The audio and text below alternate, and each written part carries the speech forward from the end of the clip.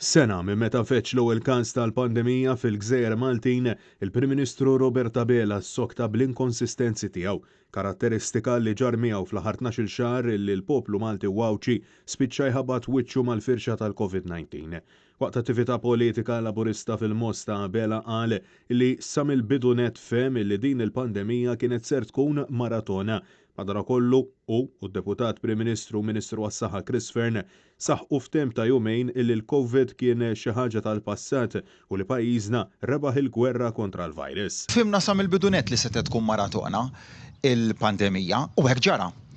L-istatistika turi b'mod ċar ħafna illi il-COVID hija warajna. Emmanuel Macron qal illi għaddejjin minn gwerra kontra l-COVID. Din il-gwerra aħna arbaħnija. Skont il-Prim Ministru, n-normalità f'pajjiżna kellha tasal 3 xhur biss wara li l-pandemija bdiet tinfirex fil-Gżejjer Maltin kontra kull parir mill-esperti mediċi illi wissew lill-Gvern Laburista bil-miġja tat-tieni mewġa.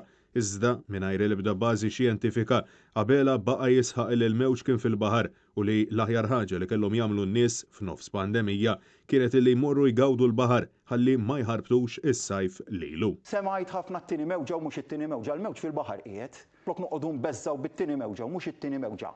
L-aħjar ħaġa li jistgħu jagħmlu nies imorru l-baħar u jgawdu l-baħar. Obdu r-regolamenti kollha għaliex ma rridx li tħarbtu lis-sajf. Matul din is-sena sfortunatament pajjiżna kompla jara żieda fil-każi kull meta l-Gvern ta' realtà falsa tal-pandemija mill-Prim Ministru Robert Abela bin-narrattiva tan-normalità li kellha tasal mill-tal-anqas 3 darbiet illi ninsabu f'ġenna u li ċ-ċittadini għandhom joqogħdu fuq kliemu. Iżda issa f'nuqqas ċar ta' ppjanar Abela qed jgħid illi ma jafx ser ikun qed jiġri l-ġimgħa d-dieħla.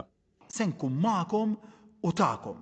Miegħi tafu fejn qegħdin. X'se jkun qed jiġri l-ġimgħa d-dieħla, jien ma nistax nagħti garanzija tiegħu ħadd għaż dawn is-sinjuri li hawn ħdejja li huma esperti fix-xjenza ma jistgħu jagħtuh. Francesco Catania, għal Net News.